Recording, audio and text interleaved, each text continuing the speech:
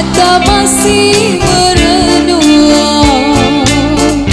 yang boleh hidup manja, bercanda, bermesra, pasangannya orang kedua pasti bukan istrinya yang pertama, lalu pergi meninggalkan dirinya.